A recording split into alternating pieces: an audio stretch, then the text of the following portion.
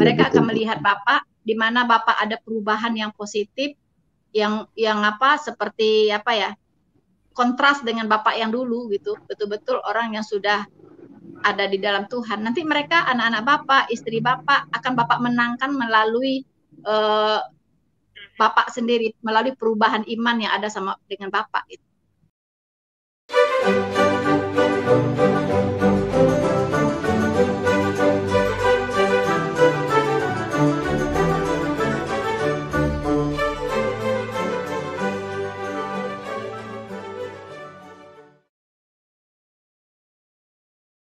Kita lanjut ke anak terang. Selamat malam, anak terang. Tadi sebenarnya ada Muslim masuk loh. Saya udah naikin, tiba-tiba pergi lagi. Oh iya, Oke, kenapa? silakan. Ngintip doang. Ngintip doang, Mbak. Biasa. Silakan. Anak ya, terang. Selamat malam untuk Ibu. Ya, selamat malam Bu Fatimah. Ya, selamat malam. Nah, Kristus ini, saya bangga dengan kalian berdua. Amin. Di mana kita akan merayakan ulang tahunnya Yesus nih, Tuhan Yesus. Di mana saat ini kan kita lagi saat Adventus kan, Sang Juru Selamat penebus dosa kita. Di mana kita ini kan sebagai penebus kita ada 3 tahapan ini, sudah, sedang, dan akan. Maksudnya sudah itu ya Kristus datang ke dunia, firman yang menjadi manusia itu sudah menebus kita dari segala dosa. Dan sedang ini ya kita ini sedang menjalankan amanat agung itu, menaati perintahnya, tauladannya, itu yang disebut sedang kan kita. Nah, yang akan ini adalah reward buat kita. Kita akan menantikan kedatangan Kristus yang kedua kalinya sebagai ya, kalau nggak tahu kan Bu kan, Natal itu kan ada kelahiran Tuhan kita Yesus Kristus, karena dia Tuhan yang hidup kan, jadi kita rayakan terus tiap tahun kan. Kalau dia nggak hidup ngapain kita rayakan kan, kalau almarhum. Betul nggak Bu? Iya. Hah? Iya, kira-kira betul nggak? Iya. Kalau orang sudah mati kan, kalau orang sudah mati kan nggak perlu diulang tahun lagi Pak ya? Nah iya. Nah, ya, setelah itu kan juga Pak Anak Terang punya bapak kalau meninggal, kalau seandainya udah meninggal, masa mau dirayain ulang tahun? Lah iya, ya itu. Kenapa kita merayakannya? Karena Yesus kita tuh hidup. Betul. Jadi kalau orang yang memungkiri kelahirannya, itu dia membohongi diri sendiri. Biarin aja Pak. Yang jelas kan fakta sejarah itu sudah mengakui bahwa dia sudah datang ke dunia menjadi manusia, ya kan? Dia lahir menjadi seorang putra, bukan seorang putri. Nah, kadang di luar sana ada pertanyaan, kenapa harus seorang putra? Nah, sebenarnya kita harus bisa membedakan kenapa Tuhan itu datang ke dunia, kadang-kadang malaikat juga datang menemui manusia itu sosoknya selalu seperti laki-laki. Dikarenakan laki-laki itu lambang ketegasan gitu ya. Tapi kalau perempuan kayaknya aneh gitu. Makanya kenapa di Yesaya 9 ayat 5 mengatakan seorang putra diberikan kepada kita dan bukan seorang putri. Dan di situ selalu berkata ada Bapa yang kekal. Bapa yang kekal, bukan ibu yang kekal gitu kan. Lalu nggak disebut juga sebagai ratu yang kekal, raja yang kekal, raja damai gitu kan. Nah, itu nggak disebut ratu damai gitu, enggak. Nah, memang sebenarnya laki-laki itu bicara tentang ketegasannya. Nah, maka sebabnya fakta sejarah itu sudah mengakui bahwa kelahirannya dia ke dunia. Maka kita sebut Natal. Kalau orang anti perayaan Natal, ya monggo silakan saja, itu artinya dia memungkiri tentang kedatangannya yang pertama dan hanya mengakui kedatangannya yang kedua. Sudah begitu, mengakui kedatangan yang kedua, pengennya ngobrak-ngabrik salib, padahal nggak ngaruh itu bagi kami, begitu sih Pak. Betul. Dan setelah pernikahannya kan kita merayakan lagi tuh hari keduanya lagi, hari sunat, pengantin sunat Ibu. Lebih ininya bukan merayakan ulang tahunnya ya. Kalau bagi kami para murtadin itu memiliki makna tersendiri. Ini tentang karya luar biasanya yang harus diingat oleh manusia. Karena karya yang terbesar ini manusia bisa bersuka cita, bersorak-sorai, memuji Tuhan, dikarenakan ini Ayo, mari kita berhimpun, mari kita bersorak-sorai. Dikarenakan apa? Dikarenakan peristiwa pada saat itu ada sang juru selamat sudah datang ke dunia, Mesias sudah datang ke dunia. Nah itu Pak. Betul, betul. Dan setelah hari kelahirannya kan kita merayakannya lagi tuh Bu. Hari ke apa? Pengantin sunatnya tanggal 1 Desember itu kan hari pengantin sunatnya Yesus Kristus. 8 hari setelah dia lahir kan disunat. Jadi 1 Desember kan. Kalau bagi kami mengenai tentang kelahirannya mau tanggalnya berapa, yang jelas dia lahir. Yang jelas dia datang. Maknanya yang jelas, maknanya yang kita nggak usah diperdebatkan masalah tentang dia kapan lahirnya, tanggal berapa. Kalau ada orang yang menuntut, kan nggak ada di Alkitab tertulis tanggal 25. Saya tanya balik, kitabmu menulis nggak tanggal lahirnya? Kalau nggak ada ya sudah diem baik gitu loh. Harusnya kan seperti itu. Tapi tetap mengakui kan kelahirannya, kan begitu. Ini aja sih sebenarnya. Kalau ngomong sama mereka tuh mending dicengin aja Pak. Iya, jadi kita nggak usah ngotot-ngototan lah sama mereka, mau mereka dengarkan. Anak kecil biarin aja. Ya, yang penting kita sudah memberitakan selamat setelah lahir ke tanggal 25 Desember.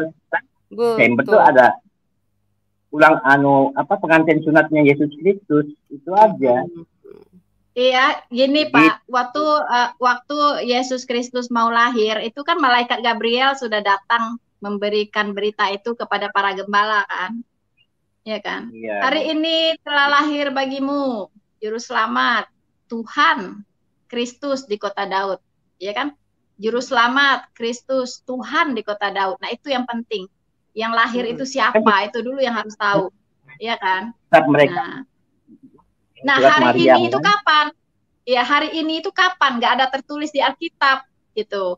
Apakah tanggal 25, apakah tanggal 25 Desember, ataukah tanggal berapa, bulan berapa, nggak tahu kan. Hanya kita diberikan tanda-tanda alam saja. Ya kan? Bahwa ada gembala di padang, ya kan? Waktu itu terlaksananya sensus di Bethlehem. Kita hanya diberikan tanda-tanda alam saja begitu. Dan tanggal itu tidak ada tertulis tanggal berapa, bulan berapa, nggak ada. Nah, musim apa waktu saat itu? Ahli bahasa Ibrani mereka tahu itu kan. Jatuhnya tanggal 25 itu pas Bu dengan perayaan hari Hanukkah itu. Hari raya lampu itu. 25 Kislev. Betul. Nah, itu pun tidak cukup hanya dihitungan saja, Pak. Harus didukung juga oleh tanda-tanda alam saat itu. Nah, jadi makanya kita murtadin ini karena masih banyak pro dan kontra. Kita hanya merayakan makna dari Natal itu, bahwa dia sudah lahir ke dunia ini, ya, yaitu Mesias, ya, Kristus, Tuhan. Nah itu yang harus kita maknai karena itu sesuatu yang pasti. Tapi kalau mengenai tanggal, hari apa, berarti itu tidak ada tercatat dengan terang benderang ya di dalam Alkitab, dan itu masih merupakan perdebatan sampai hari ini, masih kontraproduktif. Nah kita berfokus kepada makna kedatangannya ke dunia ini mau ngapain. Nah itu yang harus kita syukuri, harus kita pahami dengan benar. Pak Bambang menggambar. Ini ngomong-ngomong yang di layar nih ada akun ikhtiar nih yang selalu bikin rusuh ya di channel saya. Apa itu? Nah saya kasih tahu nih sekarang teman-teman saya muslim. Kalian mungkin ada yang mau ada saudara kita ingin tanya, ya silakan ditanggapin. Oke, terima kasih. Ya, oke, baik Pak Anak Terang, terima kasih banyak. Ya, saya kasih tahu untuk saudara ikhtiar maupun saudara muslim semuanya, kalau kalian mau menolak ya tentang merayain kelahirannya Sang Mesias, ya kalau begitu hapus nama Al-Masih atau Mesias di dalam kitab Anda. Anggap aja dia nggak pernah lahir kan gitu ya kan. Kalau kami tidak pernah memusingkan dia tanggal berapanya, yang jelas faktanya dia lahir ke dunia menjadi manusia ya. Mengenai tentang tanggal lahirnya apa itu harus perhitungannya itu harus orang-orang yang ahli sejarah. Itu harus orang-orang yang mengerti sejarah. Nah, kalau kami tidak memusingkan harus tanggalnya, karena kami orang yang percaya Sang Mesias itu sudah datang ke dunia, mau bulan awal Desember kek, mau akhir Desember kek, mau Januari kek, makna Natal itu bukan cuma hanya tanggal 25-nya. Setiap hari seharusnya orang pengikut Kristus tuh ingat tentang kedatangannya ke dunianya. Betul. Jadi mengenai tentang perayaannya itu, mau tanggal 25, mau tanggal 30, mau tanggal 31, mau Januari, mau Februari, enggak masalah. Kalau perlu setiap hari kita merayakan kedatangannya supaya kita tahu diri. Begitu ya, saudaraku ya. Terima kasih. Oke. Jadi sekarang mana tadi Pak Ali Yubi udah hilang lagi ya Pak Ali Yubi ya. Pak Ali Yubi hilang-hilangan terus dari tadi nih. Oh, Al-Yubi yang punya channel Al-Yubi? Iya, kayaknya. Mungkin. Oh, ayo dong. Ada Burina nih. Ada mumpung ada Burina. Ya? Oh ya Burina. Ini ada banyak yang masih mau masuk lagi. Kira-kira kelamaan nggak? Takutnya nanti kelamaan ini masih pada minta link. Jam berapa sekarang? Sekarang jam 9:30. Oh, 9:30 ya. Ya, sampai jam 10 aja lah kalau gitu ya. Oke, saya kasih link sekali lagi ya. Kasih bonus, kasih bonus. Ya, dikasih bonus sama Bu Rina nih. Jadi kalau ada yang mau masuk silahkan, mumpung masih ada kesempatan. Karena sebentar lagi sudah kami tutup ya. Silakan. Link sudah saya share lagi di live chat. Ya, silakan teman-teman. Kita ngobrol santai saja, diskusi. Santai. Misalkan Anda kebingungan, kok Tuhan hilang. Ya, kok Tuhan saya menciptakan apa? Nah ini Pak Stanley. Ya, halo, selamat malam Pak Stanley. Ya, good morning, malam. Ibu Fatima. How are you? Waduh, di sana pagi toh Pak. Di sini ya mau larut malam ya Pak. Baru bangun ya Pak? Iya, baru bangun Bu Rina Solihin. Aduh, luar biasa ya, puji Tuhan. Bisa ketemu gitu loh. Saya suka lihat konten-kontennya Ibu setiap waktu ya, luar biasa Bu. Puji Tuhan. Ini Bu Fatima juga puji Tuhan nih Bu. Luar biasa ya Bu Fatima ya. Amin Pak Stanley. Terima kasih doanya Pak Stanley itu selalu, makanya saya sehat sampai sekarang. Iya, saya selalu bertemu dengan Bu Fadila. Habis aku suka bilang kok susah sekali ya masuk ke Bu Fatima, pengen say hi gitu loh. Ya, minta aja nomornya ke Bu Fadila nggak apa-apa. Iya, thank you ya Bu, thank you. I'm glad to see you. You again, you're so amazing, fantastic. Gitu loh. Bu Rina boleh tanya ya Bu? Iya Pak. Soalnya pertama kali nih Bu jumpa, aduh luar biasa Bu. Iya. Baru sekali ya Pak ya? Ini baru ketemu gitu kan, saya mengikuti Bu Rina kalau konten-kontennya kan luar biasa Bu ya. Puji Tuhan saya diberkati gitu loh Bu. Jadi saya melihat wah hebat sekali Bu Rina ya menjadi berkat. Jadi enggak lah Pak, Tuhan kita yang hebat Pak. Iya enggak. Tuhan Yesus. Maksudnya Bu berkat itu kan melihat dari positif thinking yang tinggi gitu loh Bu ya. Amin. Ya seperti orang Kristen kan kita harus derajat kita lebih tinggi karena Tuhan kita itu lebih besar ya Bu ya. Amin. Iya, jadi Pak. Thank you ya Bu. Selamat hari Natal, tahun baru Bu Fatima, Bu Solihin. Itu Tuhan memberkati keluarga dan rekan-rekan yang lain. Terima kasih ya Bu Fatima ya.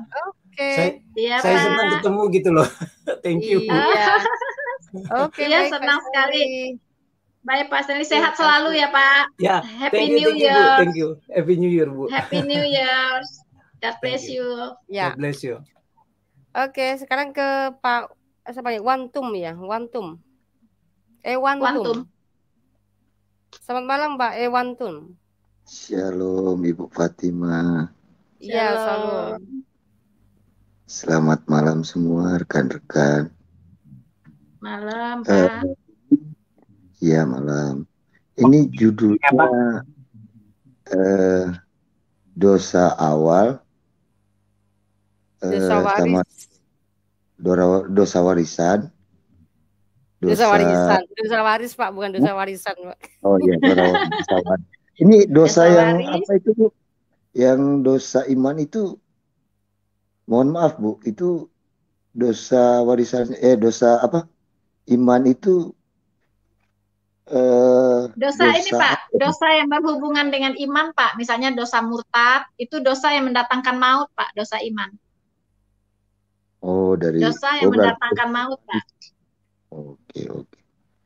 Ya, Saya kita belum bahas ya tadi ya, dosa yang mendatangkan maut ya.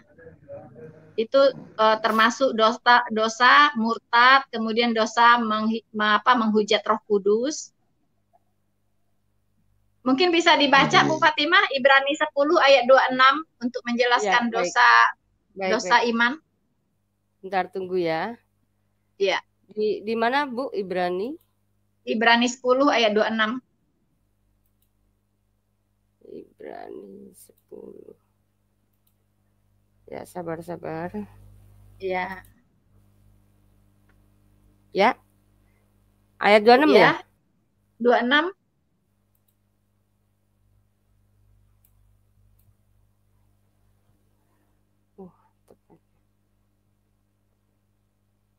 Ya. Kelihatan Bu? Enggak kelihatan? Harus saya gedein ya? Iya, kelihatan. Kelihatan ini ya? Oke, bentar. Ya. 26. 6. Oke. Ya? Ini. Ya. Silakan baca. Ya. Sebab jika kita sengaja ya. Sebab jika kita sengaja berbuat dosa sesudah memperoleh pengetahuan tentang kebenaran, maka tidak ada lagi korban untuk menghapus dosa itu. Lanjut bawah 27. Tetapi yang ada ialah kematian yang mengerikan akan penghakiman dan api yang dahsyat yang akan menghanguskan semua orang-orang durhaka. Nah, ini berbicara tentang dosa murtad. Jadi kalau orang sudah mengenal kebenaran Allah, ya, sudah mendengar Injil yang benar, sudah percaya kepada Yesus Kristus sebagai Tuhan dan Juru Selamat, tapi setelah itu dia murtad, dia melangkah keluar. Nah, itu tidak ada lagi baginya korban penghapus salah, artinya ini dosa yang tidak berampun. Jadi orang Kristen yang sudah mengenal kebenaran, kemudian murtad, itu tidak ada lagi baginya dosa untuk penebusan. Tidak ada lagi baginya jalan untuk diampuni begitu. Ini dosa tak berampun. Itu yang disebut dengan dosa iman.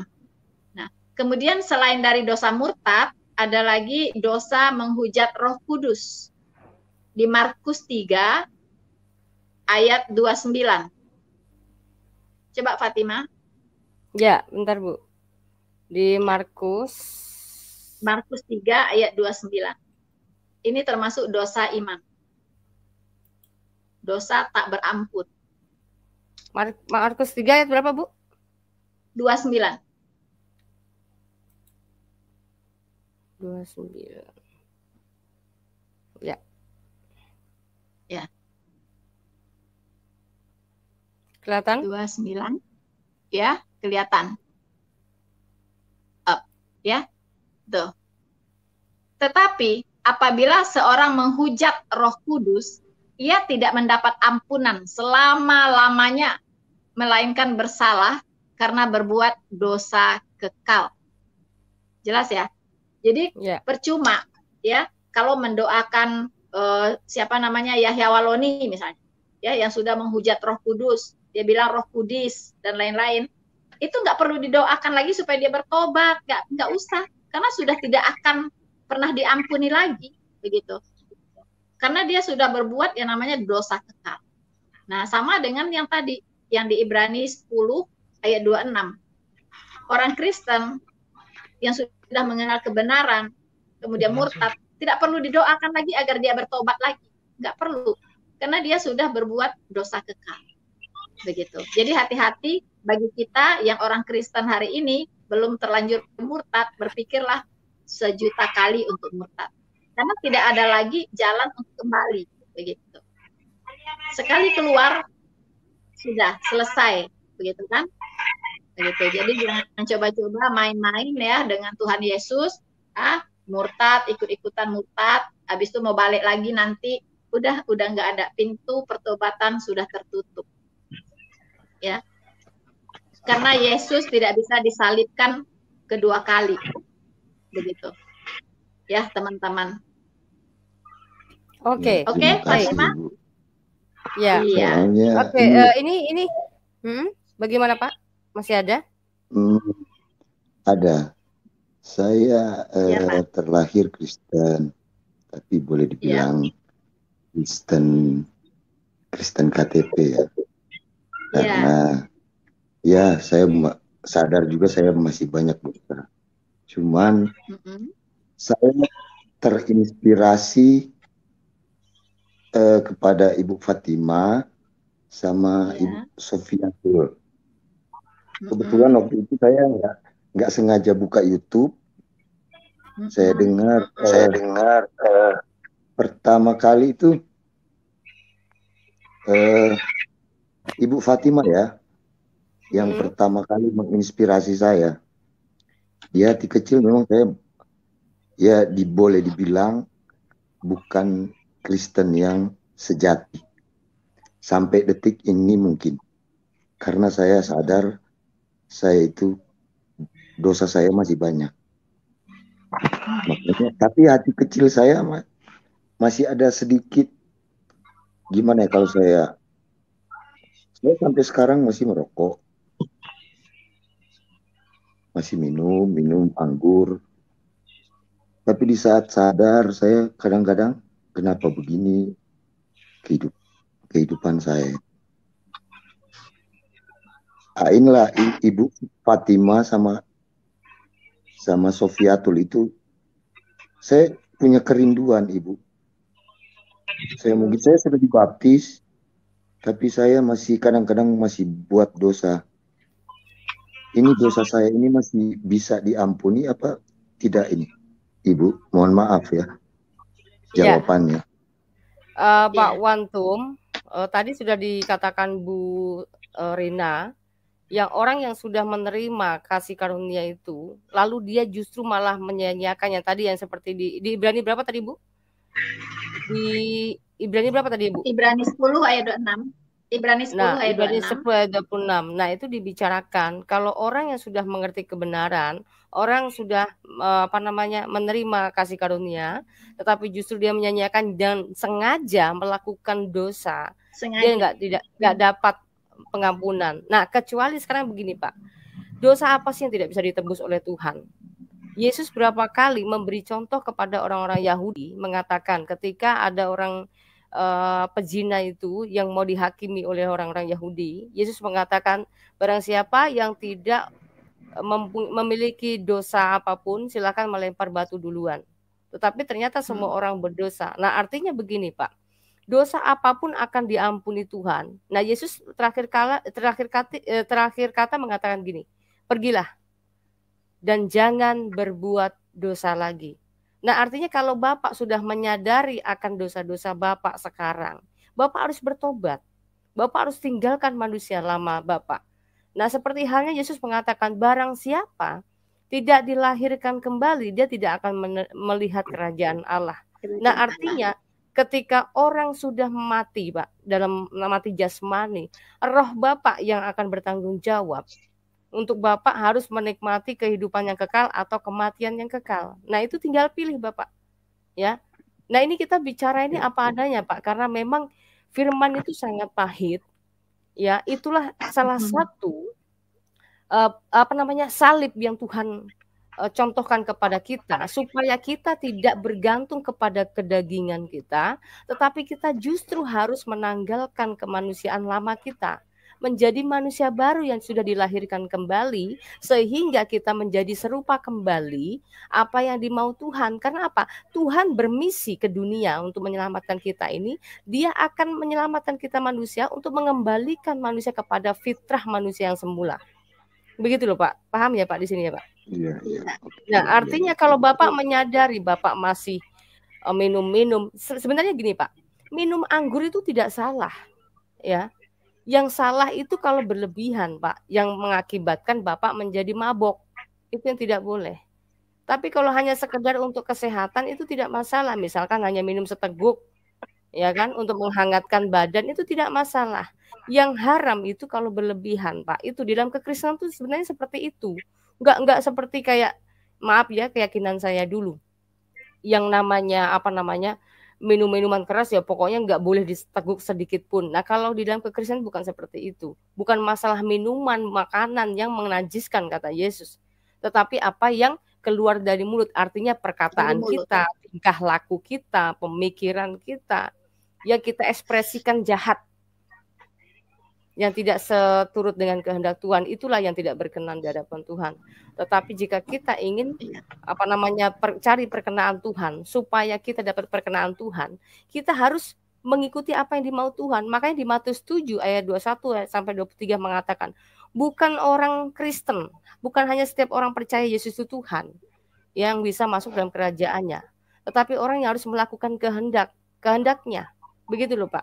Jadi ini di sini manusia, ya orang-orang yang sudah menjadi percaya mengikut Yesus harus menyadari kita ini bukan lagi menjadi budak-budaknya yang kamu harus sembahyang aja harus disuruh, kamu harus melakukan baik aja harus disuruh. Tetapi ketika kamu sudah diangkat menjadi anak-anaknya, maka kita harus menyadari bahwa kita ini orang terhormat, orang keraton, orang kerajaan, orang mahkota, orang yang sudah dimerdekakan Tuhan. Jadi jangan lagi seperti Yesus membuat perumpamaan, jangan memberi mutiara kepada babi sehingga kita ini suka masuk ke kubangan lagi gitu loh, Pak. Kalau babi itu kan namanya dasarnya dari kubangan, jadi akan terjun lagi ke kubangan. Tetapi kalau orang yang sudah dikuduskan Tuhan, jangan lagi masuk ke hal-hal seperti itu, tetapi jadilah orang keraton. Jadi anak-anak Allah begitu loh, Pak. Ngerti ya Pak maksudnya Pak ya? Iya. Memang nggak mudah menjadi orang Kristen, itulah salah satu bagian yang saya katakan.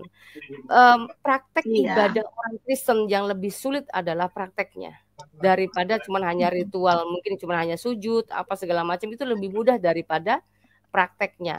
Itu disebut mikul salib, Pak. Ya. Boleh ditambahkan sedikit? Ya, boleh silakan, ditambahkan sedikit, Fatima? Ya, saya menghargai sekali kejujuran dari Bapak apa tadi? Pak Wantum ya, Wantum. Pak Wantum ya, luar biasa ya. Itulah yang berkenan di hati Tuhan ya. Jadi begini Pak, manusia itu bisa berubah kalau dia dihuni oleh Roh Kudus. Karena yang mengubah itu adalah Roh Kudus, ya kan? Nah, bagaimana caranya supaya manusia itu bisa dihuni hatinya oleh Roh Kudus? Yaitu dia harus bertobat sungguh-sungguh dan percaya kepada Injil. Injil seperti apa yang harus dia percayai? Injil itu artinya kabar baik, ya. Kabar baik tentang apa? Kabar baik bahwa Tuhan sudah menyelesaikan dosanya melalui penebusan di kayu salib, yaitu dengan cara menggantikan dia yang berdosa itu dihukumkan, sehingga ketika dia mati dia tidak perlu lagi dihukum karena Tuhan Yesus sudah menggantikan dia. Nah, itulah Injil. Nah, Bapak sebenarnya tadi dikatakan bahwa Bapak Kristen KTP ya Pak ya, sebelumnya ya. Iya. Nah, kalau menurut saya Bapak belum termasuk di golongan yang disebut di Ibrani tadi, di Ibrani 10 ayat 26 itu. Karena di sini dikatakan adalah orang-orang yang sudah mengenal kebenaran. Ya kan? Bukan yang dimaksud di sini Kristen KTP. Bukan, ya. Jadi untuk Bapak masih terbuka pintu pertobatan. Yaitu Bapak bertobat sungguh-sungguh, mengaku diri orang berdosa, datang ke kaki Tuhan Yesus, mengaku diri orang berdosa, dan Bapak mengaminkan bahwa dia sudah datang ke dunia ini untuk menyelamatkan Bapak dengan cara menggantikan Bapak dihukum, dan Bapak percaya kepadanya sebagai Tuhan dan Juru Selamat Bapak, maka saat itulah hati Bapak langsung dimateraikan dengan Roh Kudus.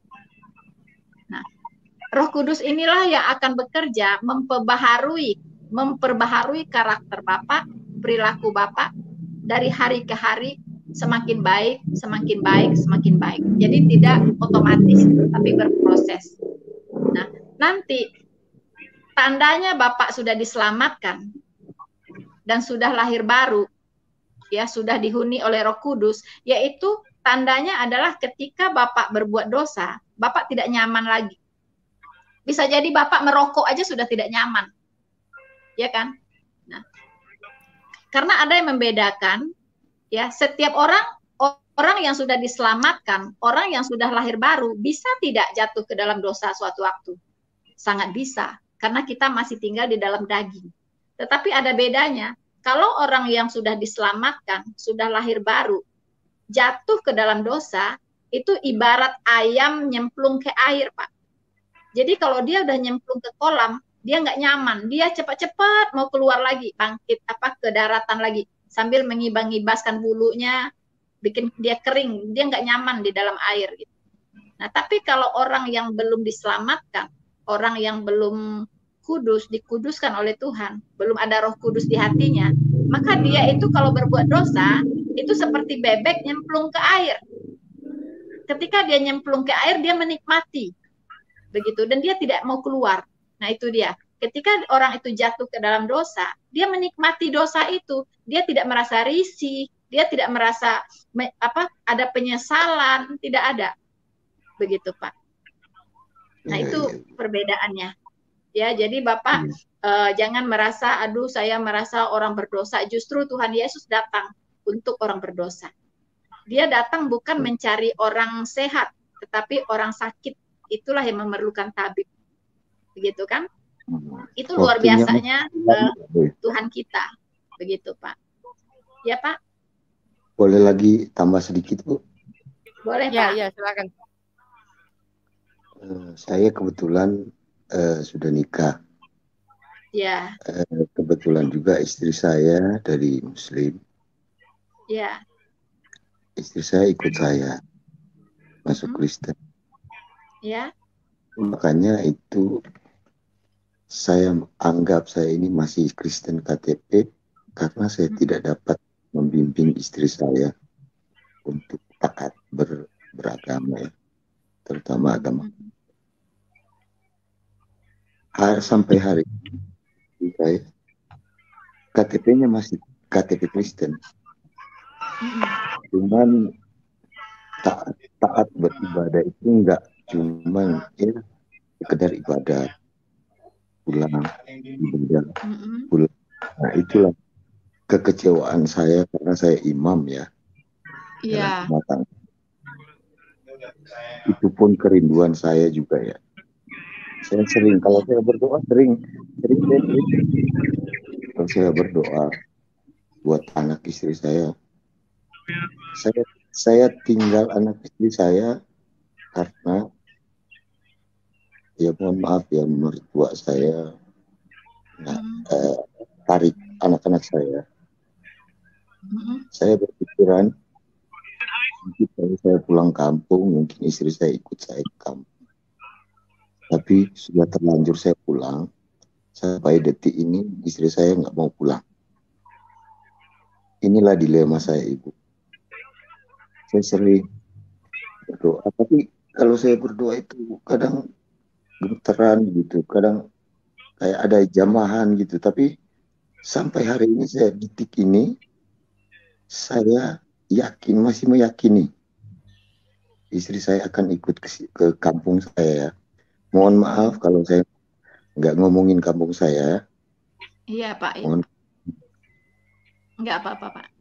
Itu kerinduan saya. Karena mungkin ya sekarang kalau persepsi saya anak-anak saya sudah ikut Islam mungkin. Sudah balik. Kalau istri saya mungkin tidak tahu lagi dia masih Kristen atau balik lagi di Islam, tapi nggak tahu. Nggak ada kontak lagi ya Pak ya? Ada saya kontak, anak saya masih saya kontak, masih bisa ngobrol. Tapi istri saya udah enggak. Tapi nomornya blokir. Cuman kalau saya telepon nggak pernah diangkat. Sampai detik ini nggak pernah diangkat.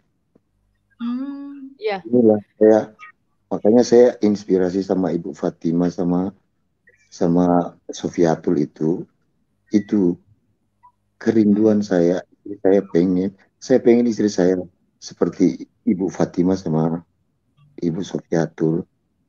Makanya saya mau minta doa buat ibu-ibu, teman-teman semua. Doain keluarga saya. Iya, pasti Pak. Saya sampai detik ini saya punya kerinduan. Pengen ketemu sama keluarga saya. Itu aja. Iya. Terima kasih Iya, semuanya. Pak. Itu kerinduan yang sangat luar biasa ya dari Bapak. Pasti Tuhan juga mendengar. Tapi lepas dari itu, kalau saya pikir Bapak dulu yang benar-benar sungguh-sungguh ya di dalam Tuhan. Nanti mereka akan melihat Bapak, begitu. Mereka akan melihat Bapak, di mana Bapak ada perubahan yang positif, yang seperti kontras dengan Bapak yang dulu gitu. Betul-betul orang yang sudah ada di dalam Tuhan. Nanti mereka, anak-anak Bapak, istri Bapak, akan Bapak menangkan melalui Bapak sendiri, melalui perubahan iman yang ada dengan Bapak gitu. Ya, dengan begitulah Bapak bisa memenangkan mereka. Begitu, Pak. Terima kasih, Bu. Iya. Oke. Ya, Pak Wantum, ada pesan dari Rasul Paulus mengatakan di 1 Korintus 9 ayat 27 mengatakan, tetapi aku melatih tubuhku dan menguasainya seluruhnya, supaya sesudah memberitakan Injil kepada orang lain, jangan sendiri ditolak. Nah, ini bukan bicara kedagingan, bukan bicara mengenai tentang melatih tubuh ini fitness atau nge-gym atau segalanya, enggak, Pak. Maksud di sini melatih diri ini adalah melatih mengendalikan diri. Nah, pengendalian ini diri. problem keluarga Kristen yang hancur, ya. Kebanyakan memang kadang-kadang seperti ini, mengambil pasangan hidup beda keyakinan, ya kan? Nah, orang itu mau, misalnya contoh yang tadi Bapak bilang istrinya mau nih ngikut suami, tetapi suaminya kelakuannya tiap hari menghajar istrinya, ya kan, KDRT, terus mabuk-mabukan, belum lagi pengkhianatan dan lain sebagainya. Ini banyak sekali, Pak. Bahkan ada yang pernah saya ajak bicara dulu tuh, istrinya tuh sering dihajar gitu kan. Nah, terus dia tuh sebenarnya mau ikut agama suaminya, tetapi suaminya kelakuannya seperti itu. Nah, pada akhirnya saya mulai ajak bicara. Kalau kita mau mengubah suami kita, bukan cara kita memaksa suami atau mungkin hanya ikut-ikut suami saja sampai kita capek. Nah, setelah capek baru kita tinggalkan, bukan seperti itu. Tapi harus dari diri kita sendiri. Nah, saya bicara seperti ini karena saya pengalaman, Pak. Ya, walaupun suami saya itu bukan murtadin ya, dia Kristen dari kecil, tetapi untuk mengenai masalah tentang iman, di sini saya nggak bergantung kepada suami. Karena apa? Saya menjadi Kristen bukan karena suami, tetapi karena panggilan dari Tuhan sendiri gitu kan. Nah, itulah yang menjadi bedanya kalau orang menikah masuk ikut agamanya pasangan kita hanya karena ikut-ikutan suami atau pasangan istri gitu kan. Tetapi kalau ikut benar-benar panggilan Tuhan ini memang berbeda. Nah, makanya saya bilang ketika Bapak mempunyai istri pasangan yang sebenarnya hanya ikut Bapak, seharusnya di situ memang Bapak harus pegang kendali. Bapak harus memberikan contoh dan teladan yang baik. Misalkan gini, tadi Bapak kebingungan bagaimana ya cara saya harus taat. Nah, bicara mengenai tentang ketaatan ini, Pak. Sebenarnya misalnya kalau Bapak misalnya karena Bapak ini berhubung kerjanya misalkan hari Minggu terus. Nah, Bapak bisa kok berdoa mungkin di tempat kerjaan ya kan, hanya 2 jam atau 1 jam. Nah, apalagi sekarang kalau lagi online begini ya kan. Bisa sediakan waktu hanya 1 jam, 2 jam hanya untuk Tuhan. Kalau benar-benar memang tidak bisa, luangkan waktu hanya berdoa saja. Sebenarnya ketaatan itu bukan rutinitas ke gereja, Pak. Jadi Bapak di saat Bapak di rumah, misalkan ya, luangkan waktu untuk Tuhan. Ada persekutuan pribadi dengan Tuhan. Entah Bapak mau ngambil tengah malam, itu khusus Bapak bisa. Tetapi baca Alkitab dengan Tuhan. Baca Alkitab.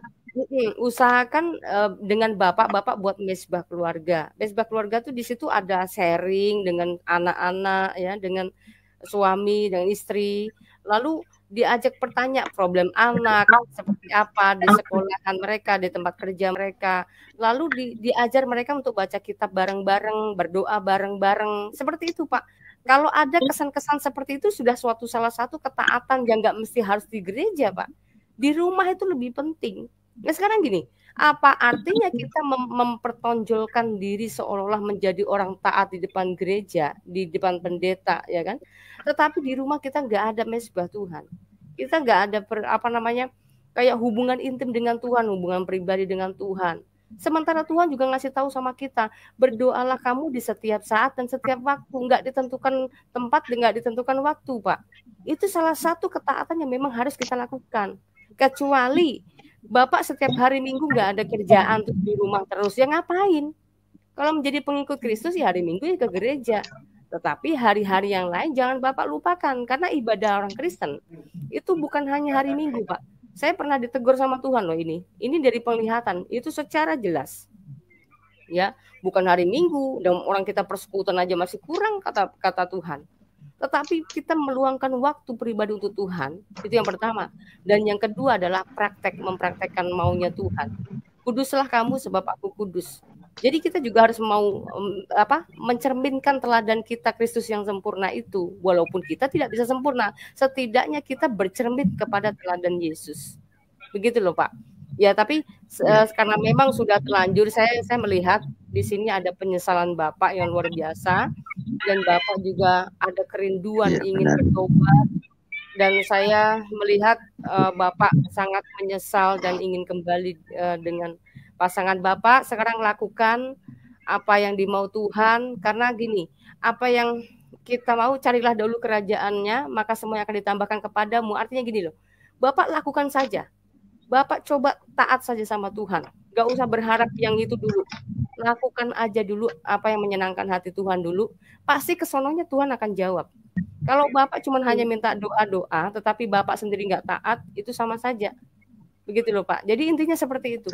Nah, saya bicara seperti ini, Pak, karena saya udah mengalami banyak pergumulan hal mengenai tentang kehidupan. Makanya saya bisa bicara seperti ini. Jadi bukan cuma hanya bicara, melainkan ini bagian satu pengalaman yang saya alami. Begitu, Pak. Iya, Bu. Terima kasih banyak, Ibu. Iya, Pak. Teman-teman semua masih banyak. Jangan lupa berdoa ya, Pak ya, berharap sama Tuhan, berdoa setiap saat, setiap waktu, melakukan kebenaran. Kalau kita sudah menyadari tidak benar, kita tinggalkan itu hal-hal yang buruk. Iya. Oke, baik. Terima kasih, Pak. Sukses dan semangat selalu. Sedikit Fatimah, sedikit ya untuk Bapak. Jangan ditunda, Pak, ya.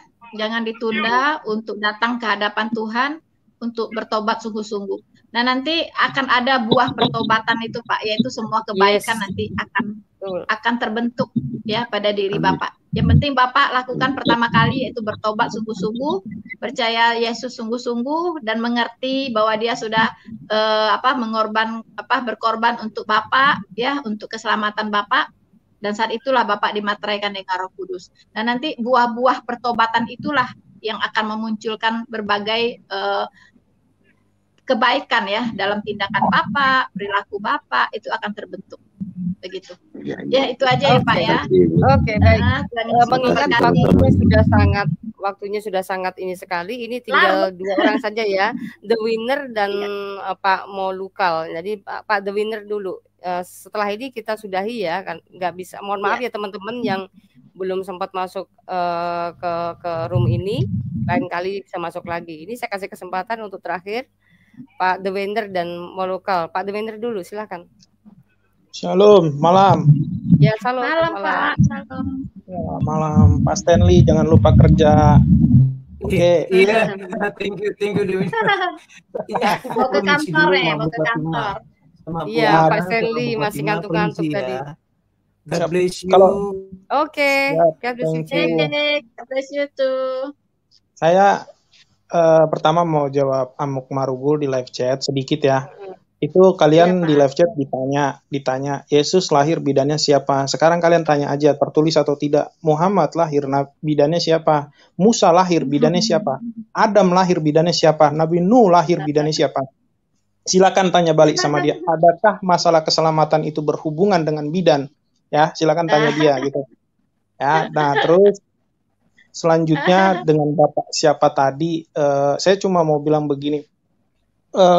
Yesus itu sebelum Yesus disalibkan, dia sudah mengampuni. Sudah berapa kali dia mengampuni, termasuk yang tadi Bu Fatima bilang mengenai hukum lempar batu, ya. hukum lempar batu. Yesus itu mengampuni juga di situ. Jadi sebenarnya dosa-dosa itu tuh kecil buat Tuhan Yesus untuk diampuni ya. Dosa-dosa itu sangat kecil, tapi ketika penyaliban itu apa sih, dosa apa sih? Maksud daripada Tuhan Yesus itu adalah dosa kutuk, dosa maut. Itu maut yang memisahkan manusia dengan Tuhan itu. Tapi kalau dosa, segala dosa yang katanya mencuri, berbohong, segala macam sudah dibayar di kayu salib, bukan hanya itu gitu. Kalau itu gampang Tuhan ampuni. Kalau itu gampang Tuhan maafkan gitu. Jadi maksudnya adalah Yesus ingin memberikan jaminan keselamatan atau memutus kutuk tersebut melalui penyaliban daripada Yesus tersebut gitu. Jadi bagi siapapun yang tidak mengingkari penyaliban Yesus, dia akan membuahkan hasil, yaitu kebenaran atau keselamatan. Tapi di dalam tadi yang Ibu jelaskan yang pakai topi itu siapa, nggak tahu namanya. Jadi di dalam kitab Ibrani juga tertulis, oleh karena kita sudah tahu kebenaran tersebut ya mengenai penyaliban Yesus, kita disuruh, Tuhan Yesus kan bilang sudah selesai gitu, semua sudah ditanggung di atas kayu salib. Tapi kalau kita masih berbuat hal-hal yang buruk gitu ya, itu akan kita pertanggungjawabkan di hadapan Tuhan. Bukannya setelah Yesus disalib terus kita berbuat dosa seenaknya, maka nanti dikatakan nama orang seberang atau siapa, kan udah dibayar di kayu salib sama Yesus katanya. Itu salah, logika bodoh gitu. Jadi oleh karena kita sudah mengetahui kebenaran seperti yang tadi di kitab Ibrani tersebut, yang tadi kita buka tadi, itu kita sudah mengetahui Yesus sudah mengajarkan hal ini, hal itu, dan sebagainya. Maka kita janganlah melakukan hal-hal yang buruk, karena Tuhan Yesus sudah mengatakan di tiang kayu salib, sudah selesai. Begitu. Dan setiap apa yang kita perbuat, itu akan kita pertanggungjawabkan masing-masing di hadapan Tuhan. Dan buat Bapak yang tadi curhat, tadi saya mau bagi sedikit, saya bilang begini, Bapak jangan karena orang jago bicara, orang pintar berbicara, terus Bapak merendahkan hati atau merendahkan diri, bilang saya nggak pantas, saya nggak ini gitu. Tuhan itu bukan mencari orang yang pintar, betul tadi kata Ibu tadi, Tuhan bukan mencari orang sehat ya, tapi Tuhan mencari orang yang mau datang ke hadapan Dia, yang mau datang ke hadirat Dia untuk menemui Dia, ngadu, untuk curhat, cerita kepada Tuhan. Itu yang Tuhan rindukan, orang-orang seperti itu. Justru Tuhan datang ke bumi ini, ke planet bumi ini, bukan untuk orang yang sehat, tapi untuk orang-orang yang sakit, untuk orang-orang yang tersesat. Itu kerinduannya Yesus. Jadi saran saya buat Bapak, ya betul, Bapak jangan repot ngurusin istri Bapak dan sebagainya, ingin jadi seperti Bu Fatima, Bu Sofiatul, jangan repot seperti itu. Jangan memaksakan orang harus jadi seperti orang lain gitu ya. Tapi bentuklah dulu diri Bapak gitu ya, rubah, berdoa, bertobat gitu ya. Dan saya mau jelaskan di sini, di dalam kitab Yesaya 1 ayat 18 tertulis, meskipun ya Pak, dosa Bapak semerah kirmizi sekalipun, dia akan kembali putih seperti salju ya. Itu tertulis kalau Bapak mau bertobat gitu. Jadi jangan kita berpikir terlalu jauh, anak saya mau mengenal Yesus, istri Bapak mau mengenal Yesus, istri Bapak harus mau seperti Bu Fatima dan sebagainya gitu. Jangan. Bapak mulailah dari diri Bapak. Kan kesalahannya dari diri Bapak duluan, kan begitu. Ketika Bapak menikah, Bapak telah melangkah yang dimana Yesus mengatakan terang dan gelap tidak akan pernah bisa menyatu. Tapi Bapak lakukan. Ya kan, tapi Bapak lakukan. Nah, karena Bapak sudah terlanjur melakukan hal tersebut, maka Bapak rubahlah diri Bapak, bentuklah diri Bapak, dekatkan diri dengan Tuhan, bertobat gitu. Jangan karena apa? Saya Kristen KTP, jangan pernah berbicara seperti itu, karena itu intimidasi daripada iblis. Justru Tuhan senang orang-orang yang mau datang ke hadapan Tuhan. Justru kalau Bapak mau bertobat, bahkan orang yang pintar sekalipun berbicara di depan, hidupnya belum tentu sesuai dengan kehendak Allah gitu, belum tentu Pak. Ya, jadi kalau Bapak melihat tuh ada pendeta-pendeta berbicara di depan itu di mimbar-mimbar, belum tentu hidupnya itu lebih baik gitu. Belum tentu, karena yang menilai hati seseorang itu, yang mampu menilai hati seseorang itu hanya Tuhan itu sendiri. Nggak ada manusia yang mampu menilai hati manusia. Gitu, hanya Tuhan. Kalau Bapak punya kerinduan lebih besar daripada pendeta itu, ya pasti Tuhan menyambut Bapak. Gitu. Yeah. Tuhan ingin menyambut orang-orang yang rindu, yang ingin datang gitu. Jangan kita mau diintimidasi, Pak. Pikiran seperti itu, saya malu, saya ini, saya itu gitu. Itu intimidasi. Sekarang Bapak rubah diri, siapkan hati, berdoa, datang sama Tuhan, menangis tiap malam, datang kepada Tuhan, berdoa, minta ampun, bertobat, dan mulailah rajin di gereja gitu ya. Kalau masalah istri Bapak nanti, itu sudah urusan Tuhan. Dari internet ini aja sebenarnya orang-orang sudah mengenal tentang Yesus ya, dari internet. Orang-orang itu sudah mengenal tentang kebenaran Yesus. Sudah canggih internet ini. Jadi istri Bapak tuh sebenarnya juga pasti sudah mengenal nama Yesus gitu ya. Tinggal bagaimana Bapak menjadi berkat buat keluarga Bapak. Kalau Bapak hidupnya menjadi berkat, otomatis istri Bapak akan berpikir, kenapa dia bisa berubah? Bapak pernah tahu cerita seorang PSK tuh kemarin, PSK ya kan? Itu bisa bertobat. Itu bisa bertobat. Orang seperti dia yang dulunya sangat hancur dan akhirnya menjadi berkat dan kembali dengan suaminya. Mendengar kesaksiannya, orang Kristen pun yang Kristen dari awal itu malu bukan main. Malu. Kalau saya pribadi malu. Dia bisa sampai seperti itunya. Kenapa saya enggak gitu? Harusnya kita berlomba-lomba untuk mengejar hadirat Tuhan. Itu dari saya. Terima kasih. Ya, thank you. Oke. Makasih. Oke. Ini yang terakhir ya. Tadi Pak siapa tadi sudah nggak ada lagi. Memang sudah jam 10. Bu Rina juga udah capek pasti ya. Tapi gini, Pak The Winner masih ingat nggak, dan Bu Rina masih ingat nggak tentang keyakinan di sana? Keyakinan di dulu kita tuh begini. Dosa apapun bisa diampuni asalkan jangan dosa syirik, kan gitu kan? Nah, tetapi kalau di sini saya akan bacakan ya. Ini ajaran Kristus ya. Kita lihat di Kolose 3 ayat 5, 6 dan 7.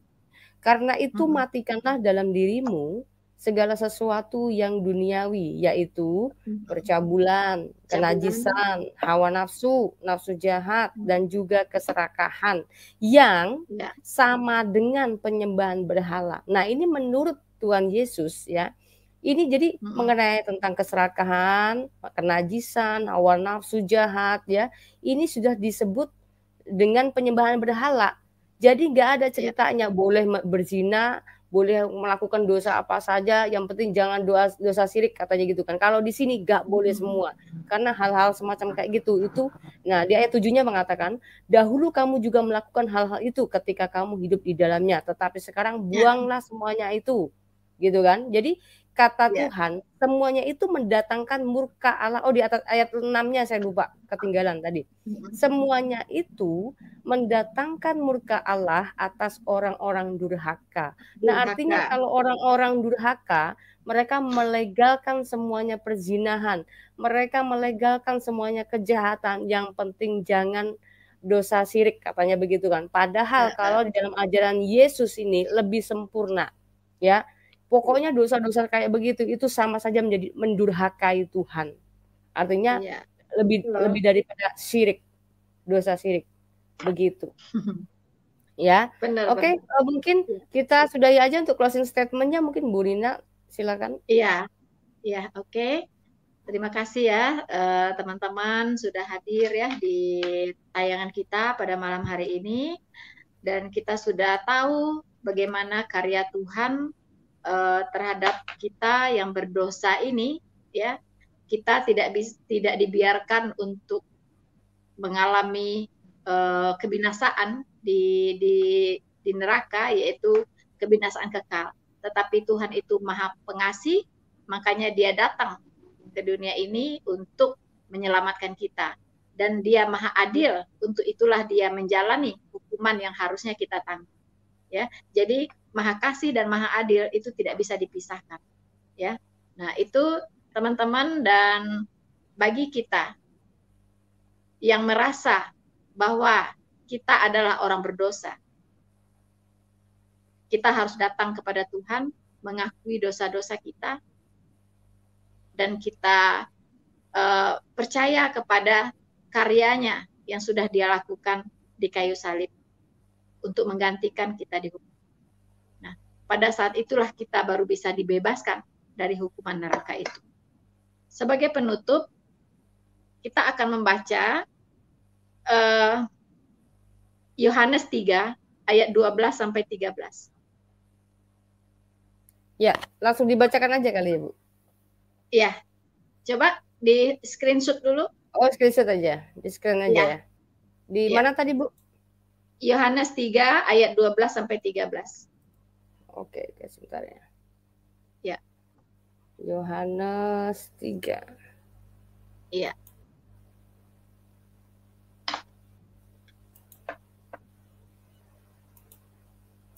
Yohanes 3 ayat berapa, Bu? Ayat 12 sampai 13. Coba Fatimah bacain ya. Iya, baik. Kamu tidak percaya waktu aku berkata-kata dengan kamu tentang hal-hal duniawi. Bagaimana kamu akan percaya kalau aku berkata-kata dengan kamu tentang hal-hal surgawi?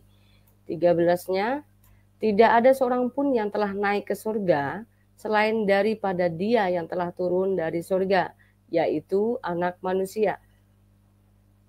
Amin. Ini aja ya. Ini aja. Iya. Iya. Amin. Jadi ya. ini adalah bicara tentang dosa. Itu kita berbicara tentang hal-hal surgawi. Ya. Kita bicara tentang hal-hal keselamatan. Ya. Tetapi banyak orang menganggap bahwa apa yang dilakukan oleh Tuhan Yesus adalah sebuah kebodohan. Ya, bahwa Dia datang ke dunia ini untuk disalibkan sebagai penebusan dosa itu adalah kebodohan. Tetapi Alkitab mengatakan bahwa itu adalah kebodohan bagi mereka yang akan binasa. Ya. Jadi teman-teman, kita sudah tahu bahwa satu-satunya yang bisa mengampuni dosa kita itu adalah Tuhan Yesus. Dikatakan bahwa Anak Manusia berkuasa mengampuni dosa. Untuk itu jangan merasa minder kalau ada di antara kita yang merasa saya sangat berdosa. Justru Tuhan itu datang untuk orang berdosa, bukan untuk orang benar. Ya, karena orang sakitlah yang membutuhkan tabib, bukan orang sehat. Jadi jangan pernah merasa saya sudah selesai karena saya orang berdosa, saya pasti akan ke neraka saja. Tidak, ya. Tangan Tuhan terbuka untuk kita datang kepadanya. Lakukan hari ini, bertobat, dan terima Dia sebagai Tuhan dan Juru Selamat Anda. Dan Dia pasti menyelamatkan kita. Amin. Amin, amin, amin. Oke. Amin. Terima kasih banyak nih Bu Rina Solihin dan juga teman-teman semuanya yang sudah hadir di room ini. Atau yang belum, mohon maaf apabila ada salah kata dari kami. Ya. Banyak Tuhan terus memberkati kita semuanya dan terus semangat dan berjuang di dalam Kristus supaya nama Yesus tetap dipermuliakan dan boleh dikenal oleh semua orang, bahkan orang-orang yang belum mengenal Tuhan.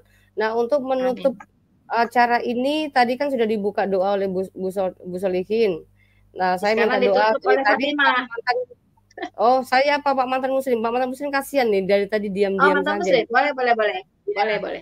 Pak mantan muslim, tolong doa penutup dan doakan sekalian untuk Pak Wantum, Pak. Wangtum ya.